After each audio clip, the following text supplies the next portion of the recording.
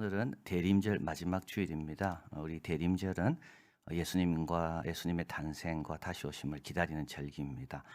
종전에는 대강절이라고 불렀는데요. 지금은 이제 대림절이라고, 강이라는 것은 위에서 내려온다는 뜻이고, 임이라는 것은 이제 오신다는 거, 임하신다는 거고, 대자라는 말은 이제 사모한다. 그래서 위에서 오는 것보다는 우리에게 임하심을 사모한다. 그래서 지금은 대림절이라고 부릅니다. 대림절 기간에는 세상의 빛으로 오신 예수님을 상징하여 초넷을 장식합니다. 매주마다 초를 하나씩 늘려가면서 켜게 되고요. 그래서 이제 오늘은 사실은 초 4개가 켜지는 주일입니다. 그리고 이제 성탄절에는 또 다른 초 하나가 켜집니다. 그것은 아기 예수초입니다. 그래서 그건 대림절 초가 아니고 그거는 아기 예수초. 그래서 이제 성탄절에는 모든 초가 밝게 빛나는 것이 바로 대림절이요 성탄절입니다.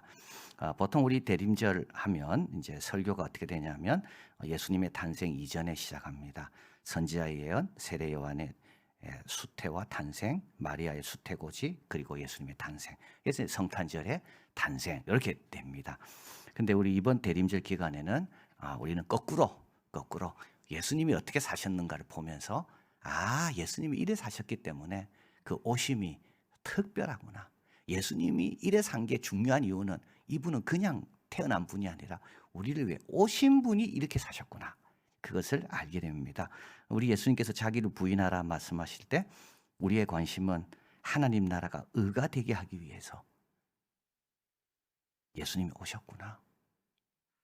예수님이 오셔서 기도의 삶을 사신 것을 볼 때 기도가 그렇게 중요한 거구나. 지난주 예수님의 말씀을 듣고 지키는 자가 영원한 복을 누리는 이유는 그분의 말씀은 보통 말씀이 아니라 천국에서 오신 분의 말씀이기 때문이구나. 자, 그래서 오늘은 대림절 마지막 주일인데요.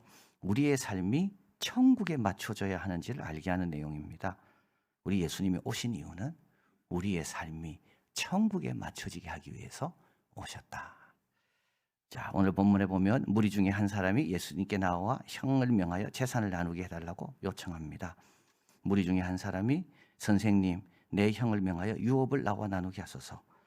형에게는 재산이 동생에게보다는 2배가 갑니다.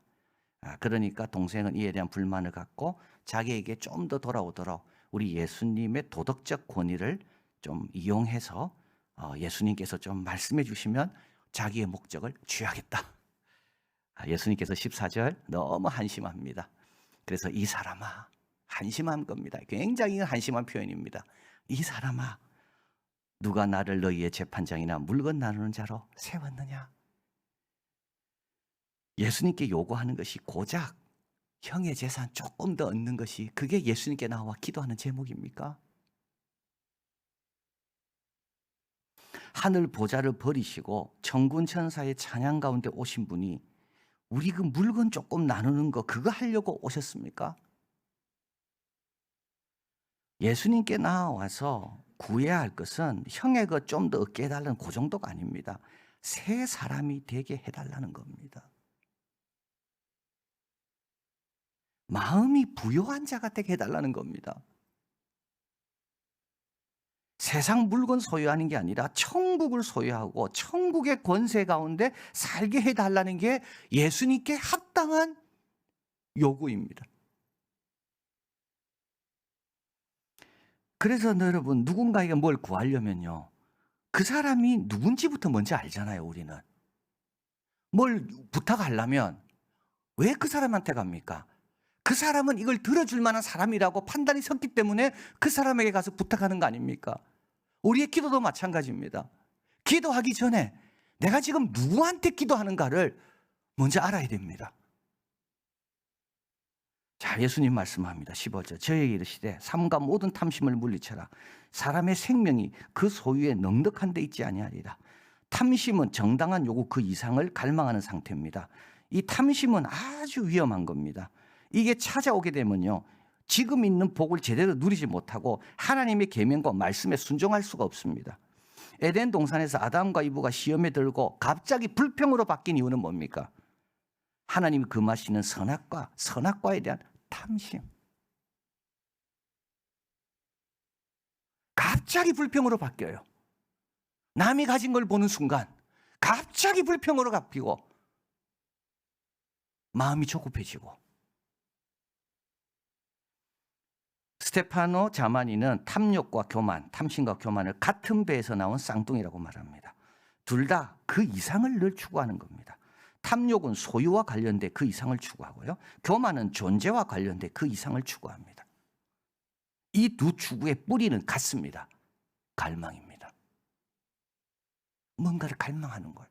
더 높아지고 싶은 걸 갈망하고, 더 좀 많이 갖고 싶은 걸 갈망하고, 소유에 대한 갈망이고, 높아지고자 하는 갈망이고. 우리 예수님 말씀합니다. 그 생명의 풍성함, 그 갈망은 내가 추구하는 욕망이 이루어졌을 때 이루어지는 것이 아니고 새 사람이 돼야지만이 벗어날 수 있는 겁니다.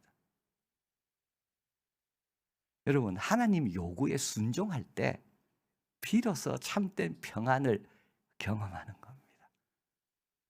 그래서 이런 말이 있습니다. 가난한 자는 많은 것이 부족하지만 탐욕스러운 사람은 모든 것이 부족해요.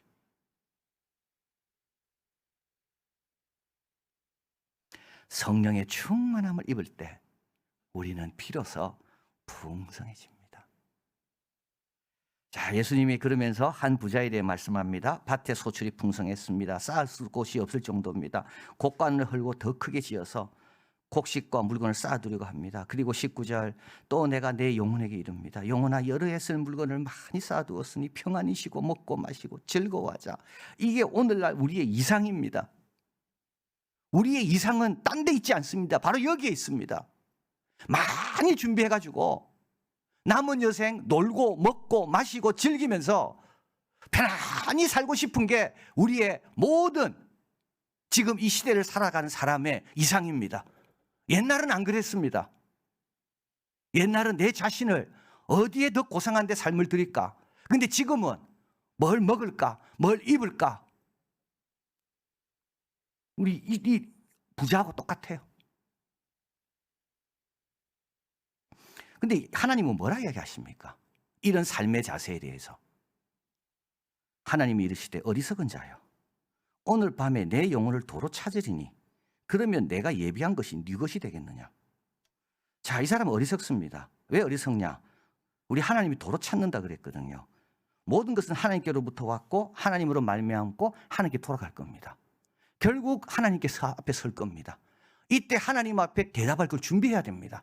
하나님이 이런 재능과 이런 물질과 이런 모든 기회를 줬는데 이건 하나님이 주신 거거든요. 도로 찾는다 돼 있잖아요. 하나님 찾으실 때 나는 어떻게 하나님께 돌려드릴 건가? 전혀 준비가 안 돼 있습니다. 두 번째, 오늘 밤이라 돼 있습니다. 어리석은 자는 자기가 다 할 수 있다고 생각합니다. 여러분, 이게 어리석은 자의 특징입니다. 농사가 잘 되면요, 딴 것도 잘할 수 있다고 착각합니다. 이번 농사가 잘 되면 나는 다른 모든 일도 내가 전문가라고 착각한다니까요. 자기 영혼도 자기가 쉬라 하면 쉴 수 있다고 생각하는 거죠. 몇 해 동안이 아닙니다. 오늘 밤. 여러분, 내 것도 내 게 아니고요. 시간도 내 게 아닙니다. 예배한 것이 네 것이 되겠느냐? 이 사람은요, 좋은 데 투자한 적이 한 번도 없습니다. 리처드 데이비스가 적은 2030년 극한 경제 시나리오에는 2004년 12월 26일 지진 해일 사건, 인도네시아 아체 지역 이야기가 나옵니다. 지진 해일은 이 아체 지역에 인도네시아의 한 주인데 500만 채의 주택을 파괴했고 23만 명의 목숨을 앗아갔습니다. 막 파도가 밀려올 때 오토바이를 타고 도망친 사람은 살았습니다. 근데 그렇지 않은 사람은 다 죽었습니다. 그런데 오토바이를 타고 도망칠 때 뭐부터 챙겼겠습니까? 집 열쇠 챙겼다는 거예요. 근데 돌아와 보니까요, 집은 하나도 남아있지 않습니다. 열쇠가 필요 없는 겁니다. 자, 그런데 이 지역은 회복됩니다. 이들의 노력, 기술, 지식이 있었고요. 또 국제적인 후원이 더해지면서 지금은 2004년 그때보다 훨씬 더 도시 계획이 잘 된 아주 정비된 발전된 지역이 되어 있다고 합니다. 그런데 이걸 경험한 뒤 아체 사람들이 달라진 게 하나 있습니다. 건물에 투자하기보다 자기 자신에게 투자하는 일이 더 높은, 더 안전한 것임을 알았다는 겁니다. 여러분, 어리석은 부자는요, 잘못된 데 투자하고 있습니다. 땅 많이 사고 창고 많이 짓고. 그런데요, 하나님에게는요 하나도 보내놓은 게 없습니다. 21절, 자기를 위하여 재물을 쌓고 하나님에 대하여 부여치 못한 자가 이와 같으니라. 근데 누가복음 16장에 보면 어리석은 부자 2탄이 나옵니다. 요거 1탄이고요. 16장에 보면 또 2탄이 나옵니다. 근데 2탄은 참 재밌습니다. 죽고 난 다음에 어떻게 됐나를 보여주는 겁니다. 자, 이 사람은 지금 이제 하나님께서 오늘 밤에 취해서 이제 오늘 밤 죽을 겁니다. 그래 하나님께서 어리석은 자라고 이야기했거든요. 그런데 이 어리석은 자의 운명이 어떻게 될 건지, 죽고 나서는 어떻게 된 건지, 그게 16장에 나옵니다. 여기 시리즈가 쭉 이어지는 거죠. 그냥 이렇게 죽었습니다. 이 죽은 이 사람은 어떻게 됐을까요? 이게 16장의 그 유명한 거지 나사로, 어리석은 부자 비유의 내용입니다. 16장 19절, 한 부자가 있어 자색 옷, 고운 베옷 입고 날마다 호화를 열. 이것도 다 우리가 원하는 겁니다. 다 우리는 이걸 원합니다. 자색은 이거는 왕의 색입니다. 위엄이 있는 겁니다. 그리고 고운 베옷은요 하얀 릴넨입니다. 매일매일 빨아서 깨끗하게 다려서 입습니다. 그리고요 날마다 호화를 연락합니다. 식기 그릇 자체도 전부 금입니다. 산의 진미가 올라와 있습니다. 좋은 거 있다면 무조건 가져와서 제일 유명한 식기에 넣어서 밥을 먹습니다. 아주 우아하게. 얼마나 부럽습니까? 16장에 보면 20절 나사로가 나옵니다. 하나님이 도우시는 자라는 뜻입니다. 이서 거지입니다. 헌대를 앓고 있습니다. 부자의 대문에 누워 부자의 상에서 떨어지는 것으로 배불리려고 합니다. 심지어 개들이 와서 그 헌대를 핥지만 개를 쫓아낼 힘도 없습니다. 누가 부럽습니까, 여러분? 아무도 이 거지를 부러워하지 않습니다. 우리 모두가 다 저 부자가 되고 싶습니다. 하죠. 16절, 그런데 운명이 바뀝니다. 22절, 그 거지가 죽습니다. 천사에게 받들려 아브라함 품으로 들어가고요. 부자도 죽습니다. 장사가 됩니다. 거지는요 아무도 장사 치러지지 않습니다. 죽음으로 끝입니다. 부자는요 장사를 성하게 치르게 됩니다. 장례식이 아주 대단합니다.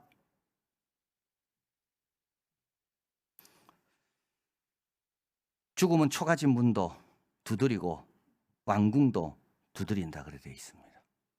죽음은 부자라고 봐주는 게 없는 거죠. 다 문을 두드립니다. 26장 23절, 저가 부자입니다. 음부의 고통 중에 눈을 들어 멀리 아브라함과 그 품에 있는 나사로를 봅니다.